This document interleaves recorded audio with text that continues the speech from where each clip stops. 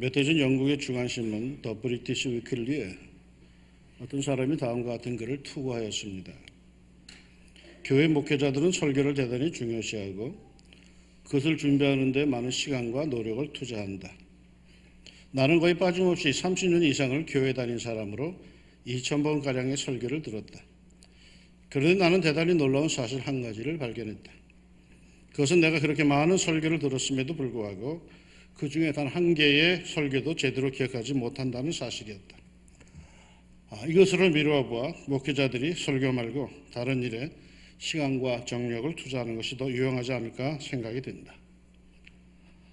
이른바 설교 무용론을 주장하는 이 글이 실린 후에 몇 주간에 걸쳐 별별 반응과 응답이 홍수처럼 밀려들어 신문에 실렸고 그 주간의 신문은 많은 사람들의 토론과 관심의 대상이 되었습니다.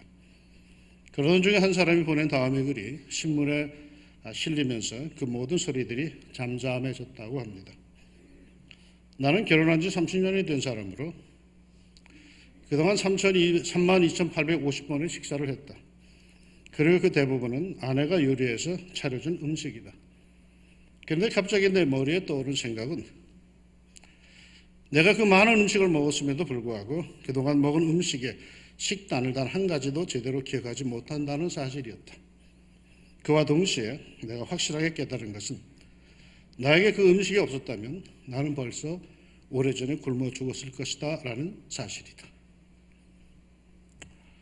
언젠가 말씀을 드린 대로 저는 주일 설교에 번호를 붙이는데 오늘의 설교가 1289번입니다.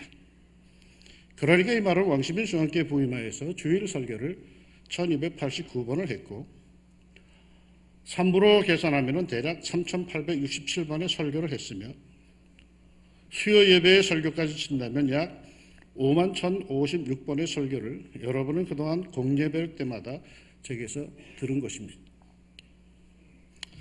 어디 그뿐입니까?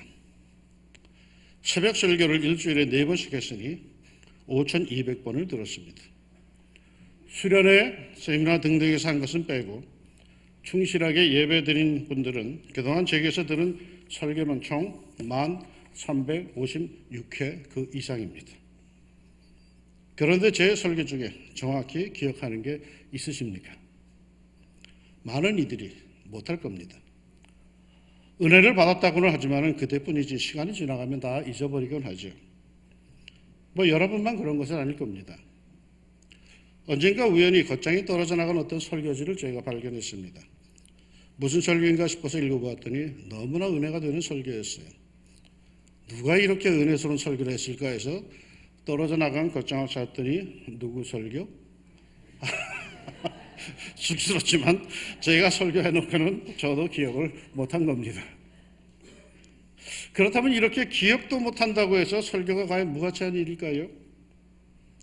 오래전에 한 친구로부터 연락이 왔습니다.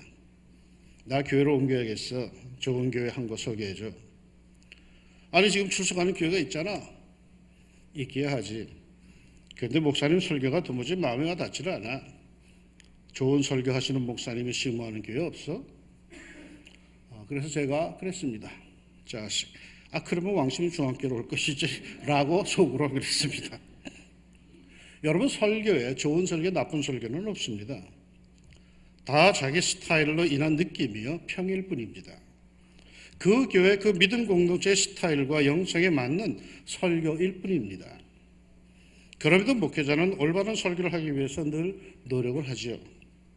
그런데 이렇게 좋은 설교를 준비해서 선포했다고 해서 다 성도들의 마음에 남는가? 거의 대부분 다 잊혀집니다. 그러면 그렇게 선포한 설교들이 다 잊혀졌기에 헛것일까요? 아닙니다. 그 어떤 이가 고백했듯이 정확히 기억하지는 못하지만 그러한 설교를 통한 은혜가 없었다면 우리의 영혼은 이미 고사되었을 것입니다. 양목사의 설교가 아니라 양목사를 통한 주님의 음성을 여러분은 들을 수 있기를 소망합니다. 양목사를 통한 주님의 위로와 격려가 여러분의 삶 속에 늘 충만하기를 소망합니다. 정확히 기억하지는 못하지만 그러나 순간순간 주일마다 주신 그 말씀들이 주님께서 여러분의 삶을 축복하셔서 주신 하늘의 양식으로 여러분의 영을 강건케 했기를 소망합니다. 설교를 한 나 자신도 기억하지 못하는 것은 아마도 그것은 내 설교가 아니라 주님의 음성이기에 그러한 줄로 믿습니다. 주일마다 주시는 하늘 양식이 여러분의 순례의 길에 하늘의 만나가 되기를 진심으로 소망합니다. 예수님께서 성전에서 가르치실 때 대제사장과 장로들이 떼거지로 몰려왔습니다. 그리고 묻습니다. 네가 무슨 권위로 이런 일을 하느냐? 또 누가 이런 권위를 주었느냐? 그들은 예수님께서 성전에서 백성들을 가르치는 것이 영 마음에 들지 않았습니다. 그래서 예수님의 권위의 출처를 묻습니다. 이에 예수님께서 대답하십니다.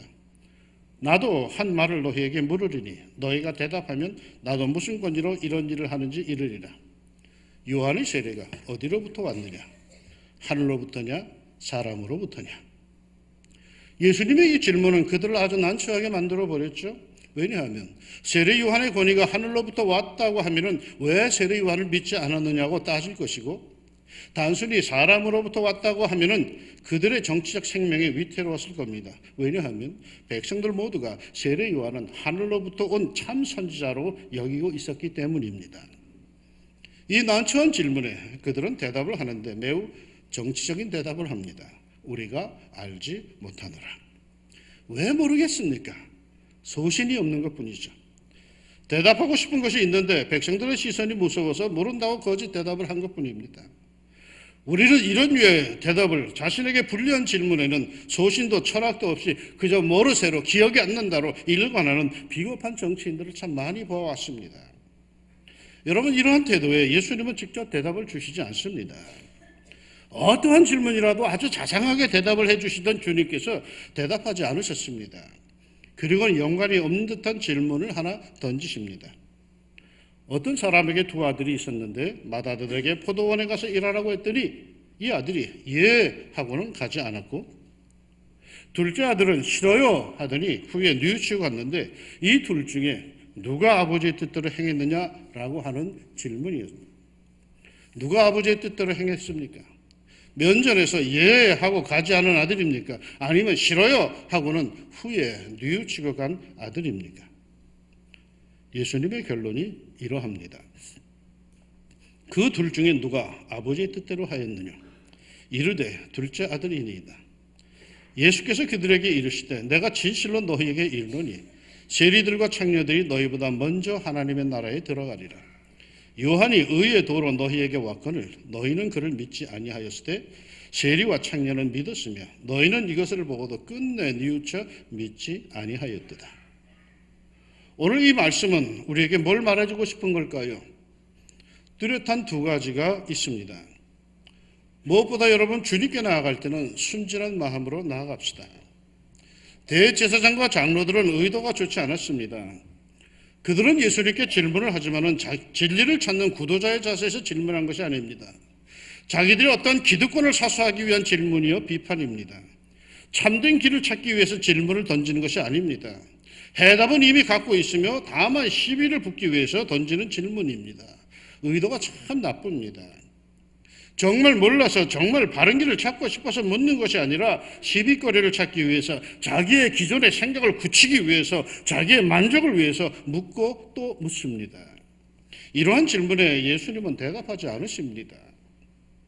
가끔 기도하는데 응답을 받지 못한다는 분들을 만납니다. 성경을 공부하는데 시원한 대답을 찾지 못한다는 사람들을 만납니다. 왜 그럴까요? 많은 경우 자세가 틀렸습니다. 트집이나 잡으려고 시비나 걸려고 하지 순종하려는 마음이 없기에 응답이 없습니다. 끊임없이 왜 하면서 몸부림치며 기도하며 성경을 뒤적이는데 하나님은 침묵하십니다. 하나님의 역사 그 뜻에 순종하려고 하는 것이 아님을 하나님이 아신다는 뜻이겠죠. 여러분, 기도하는 의도, 성경을 뒤적이는 자세를 한번 점검해 봅시다. 순종하지 않으려는 자세에는 응답이 없습니다. 자기 만족을 위해서 기도하는 것에는 캄캄한 공허함만이 있을 뿐입니다. 대제사장과 장로들은 순종하는 마음과 구도적인 자세가 없이 나쁜 의도로 주님께 나와 질문을 하기에 주님께서는 대답을 주시지를 않습니다. 순진하고도 순수한 마음으로 주님께 나아가 보십시오. 주님께서 덥석 안아주시고 내 모든 궁금증을 성령의 감동 속에 확 다 풀어주실 겁니다. 여러분, 주의 성전이 하나님의 자녀임을 믿습니까? 이것이 하나님이 살아계신 것인 줄로 믿습니까? 성경에 표현한 그대로 성령의 하나님의 영, 성령이 운행하시는 곳임을 믿습니까? 여러분이 참된 믿음, 순박한 믿음을 갖고 있다면 성전문을 열고 들어올 때 여러분은 하나님의 마음 한가운데로 편안하게 들어가는 겁니다. 그러나 에이 설마 에이 하는 소리지 라고 왔다면 여러분 평안함이 없을 겁니다. 그래 한 시간 때우고 가는 겁니다. 그러나 참된 믿음으로 여러분이 나왔다면 하나님께서는 여러분이 어떠한 사람이든 간에 여러분을 영접해 주시고 여러분의 마음속에 평안함을 베푸실 줄로 믿습니다. 주 안에 안기면 다 해결이 됩니다. 순박한 믿음으로 순박한 자세로 하나님께 나아갑시다. 그뿐만이 아닙니다. 예수님의 말씀을 들을 때 여러분 회개와 순종이 있어야 합니다. 대제사장과 장로들은 회개하려고 하지는 않았습니다. 두 아들의 이야기를 통해서 주님께서 말씀하시고자 한 것은 어떻든 간에 아버지의 뜻에 순종하는 이 아들이 옳다는 것입니다. 당장에 자존심이 상하고 기분이 나빠서 싫어요 라고 했다 하더라도 중요한 것은 후에 회개하고 아버지의 뜻대로 한 것이 옳습니다. 면전에서는 아주 순종하는 체하고는 뒤에 가서는 배신을 하고 불순종하는 아들은 합당하지 않은 겁니다. 예수님의 결론에 우리가 주목해야 하는 이유가 있습니다. 예수께서 그들에게 이르시되 내가 진실로 너희에게 이르노니 세리와 창녀들이 너희보다 먼저 하나님의 나라에 들어가리라. 세리와 창녀들이 의롭다 자처하며 사는 대제사장들과 장로들보다 먼저 하나님의 나라에 들어가리라. 이해가 안 되죠? 하나님의 나라는 그처럼 점잖고 의롭다 하는 사람들이 들어간 줄 알았는데 세리와 창녀들이 먼저 들어간답니다. 여기서 들어가리라는 원문에 보면 현재 진행형입니다. 지금 그들이 들어가고 있는 중이랍니다. 왜요? 그 이유를 예수님은 이렇게 말씀하셨습니다.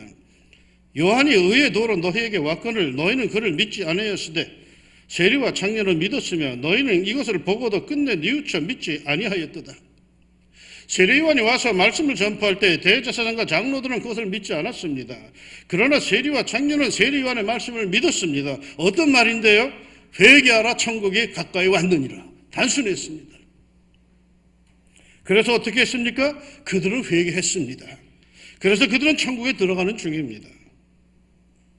자칭 의롭게 산다고 하는 대제사장과 장로들은 아직도 천국에 요원하기만 한데 추잡하다 더럽다 여기는 세리와 창녀들은 이미 천국에 들어가고 있습니다. 그들의 변화된 삶에서 천국이 보이기 시작합니다. 그럼에도 대제사장과 장로들은 이를 두 눈으로 보면서도 세리와 창녀들이 눈물 뿌리며 회개하는 것을 보면서도 끝내 자신들은 뉘우치지 않았습니다. 회개가 없었습니다. 여러분, 하나님의 말씀은요 이러쿵저러쿵 해도 그 목적은 결국 사람을 변화시키는 것이고 그 변화는 말이죠 회개에서 시작합니다. 회개는 초신자의 전유물이 아닙니다. 모든 성도들이 은혜의 세계로 들어가는 입구가 바로 회개입니다. 목사건 장로건 집사건 권사건 그 누구라도 하나님의 백성에게는 회개 없이는 여러분 천국은 없습니다. 회개가 사라진 심령은 이미 딱딱하게 굳어버린 돌 같은 마음이죠. 완악해지고 완고해져서 말씀이 더 이상 그의 삶 속에 들어가지가 못해요. 우리에게 늘 회개가 있어야 합니다. 회개의 은혜의 세계가 활짝 열립니다.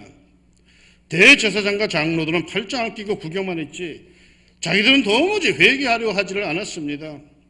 자기들은 이미 어느 수준에 올라선 천국은 맡아놓은 당상인 양 말씀에 대한 회개와 순종은 자기들에게 적용시키지는 않았고 늘 타인들에게만 시선을 고정시키고 과연 말씀을 지키는지 안 지키는지 감시하는 역할만 했을 뿐입니다. 그러니 이들에게 중요한 것은 회개와 변화보다도 자기들의 방식, 자기들의 전통이었습니다. 맨날 권위나 따지고 정통교회냐 아니냐만 따지니 정작 인간의 변화에 대해서는 무뎌질 수밖에 없었던 거죠. 이러한 사람들, 순수함도 없고 회개와 순종의 의지도 없이 종교 노름이나 하려는 사람들에게는 아무리 하나님께 나와 질문하고 기도해봐야 그들에게는 응답이 없습니다. 회개할 줄 모르고 늘 자기를 옳다는 의식을 갖고 살아가는 사람들에게는 말씀을 줘봐야 말씀의 능력을 모르니 주나 마나인 셈입니다. 어느 책에 보니까요, 현대에 들어서서 신학자들은 점점 회의적으로 되어가고 도리어 과학자들, 늘 따지던 과학자들은 신앙적으로 가고 있다고 합니다. 신학자들 중에는 신은 죽었다라고 주장하는 사신신학까지 나왔음에 반하여 과학자들의 세계에서는 창조과학계가 더욱 활발하게 활동을 하고 있다고 합니다. 왜 그럴까요? 의도가 다르게 그렇습니다. 학문적인 성취를 위해서 따지고 의문을 던지기 위해서 성경을 연구하는 사람들에게는 은총도 없고 응답도 없을 겁니다. 그러나 본래 따지기 좋아하는 과학자이지만은 성경을 대할 때에는 하나님을 향한 순진한 마음으로 접근해 가기에 그 순수함과 그 단순함에 주님의 응답과 은총이 내려 그들의 믿음은 더욱 견고해지는 것입니다. 그야말로 보지 못하는 것을 볼 수 있도록 주의 성령께서 감동을 주시는 거죠. 몇 해 전에 어느 권사님 댁에 신방을 갔는데 방의 경대상 위에 커다란 아기 사진을 붙여놓았습니다. 가만 보니까 손주는 아니에요. 백인 아기 사진이에요. 아주 해맑은 미소로 웃고 있는 그런 아기 사진이었습니다. 이상하다시 쳐다보는 나에게 권사님이 설명을 하십니다. 요즘 자신이 늙어가는 게 부쩍 느껴지는데 제발 주책 부리지 말고 아기처럼 되었으면 해서 맑게 웃는 아기 사진을 붙여놓고 매일매일 바라본다고 합니다. 문득 예수님의 말씀이 생각났습니다. 이르시되 진실로 너희에게 이르노니 너희가 돌이켜 어린아이들과 같이 되지 아니하면 결단코 천국에 들어가지 못하리라. 어린아이들이 내게 오는 것을 용납하고 금하지 말라. 하나님의 나라가 이런 자의 것이니라. 언제부터인지 우리들은 이런 심령을 잃어버렸습니다. 하나님의 나라 가는 건 점잖은 사람이 가는 줄 알고 있습니다. 하나님의 나라는 건 의로운 사람이 가는 줄로 알고 있습니다. 하나님의 나라는 정말로 존경받는 사람들이 가는 줄 알고 있는데 예수님은 딴판으로 말씀하십니다. 대제사장과 장로들이라면 얼마나 존경받는 사람들이겠습니까? 오늘 식으로 말하면 아마 목사와 장로들 좀 되겠죠. 근데 그들에게 너희들이 천국 간다는 소리 안 하십니다. 세리와 창녀, 입에 담기도 부끄러운 삶을 사는 그들, 그 형편없다고 여기는 그들이 먼저 천국에 들어가고 있다라고 말씀하십니다. 왜냐? 그들은 하나님께 나올 때 순전함이 있었고 그들은 주의 말씀에 부딪힐 때 회개가 있었고 통회가 있고 그리고 결단이 있다라는 것, 순종이 있다라는 것이죠. 한마디로 여러분 하나님께 나갈 때 순진한 마음으로 주님께 다가섭시다. 순종할 마음의 자세를 갖고 주님께 구합시다. 주위에 변화되는 사람들을 보면서 자신도 그렇게 되고픈 열망에서 주님께 기도합시다. 천국이 여러분의 것이 될 것입니다. 무엇을 말씀하신든 종이 순종하겠나요 하는 자세로 어린아이 같은 순진한 마음으로 주님께 다가갑시다. 설령 주님 앞에서 싫어요 했다 할지라도 후에 집에 가서라도 회개하고 돌이켜 다시금 순종의 자리에 나아갑시다. 어린아이 같은 순박한 믿음에 순박한 은혜가 놀라운 은총이 풍성하기를 소망합니다. 언제나 내 모습 너무나 부끄러워 무릎으로 주님께 기도로 가오니 나 홀로 서 있는 죽은 내 영 깨우사 주님만 나를 깨우네. 내 영 살게 하소서. 주님 내 안에, 주님 내 안에, 내 안에 계시고, 주님 내 안에, 주님 내 안에 나를 세워 주소서. 아멘. 사랑하는 주님, 언제부터인지 우리가 참 많이 굳어졌습니다. 사실은 참 부끄럽기 짝이 없는 것인데 왜 이렇게 체면을 따지고 왜 이렇게 완고해지고 감격이 사라지고 감동이 사라지는지. 그저 늘 말씀을 들어도 자기를 향하지 않고 딴 사람만 쳐다보면서 아이고 저것들은 왜 저렇게 사나 그러고만 했습니다. 목사라고 하면서 장로를 하면서 집사 권사를 하면서 언제부터인지 우리가 팔짱을 끼게 되었고 주의 말씀을 들으면서도 그 말씀에 꼬꾸라지지 못하고 늘 그 말씀은 나를 비껴가게 했습니다. 그런데 오늘 주님 말씀 보니까 참 부끄러운 모습이군요. 하나님, 우리가 바로 그 대제사장과 장로들입니다. 예수 믿은 지 참 수십 년의 세월이 흘러갔는데 그 전에 가졌던 그 순박함을 다 잃어버리고 어째부터인지 우리가 이렇게 완고해지고 이렇게 뻔뻔해지고 이렇게 됐는지. 어린애 같은 그런 믿음의 자세를 저희들이 회복할 수 있도록 도와주옵소서. 늘 부끄러워서 고개도 못 들고 그저 무릎으로 주님께 벌벌 기어갑니다. 주님, 죽은 내 영혼을 깨우사 내 영혼을 살게 하시고 주님 내 안에 계시사 마침내 주의 손길로 내 영이 우뚝 서게 하여 주옵소서. 순전한 마음으로 순전한 심정으로 평생 주님 섬겨가게 하옵소서. 예수님 이름으로 기도합니다. 아멘.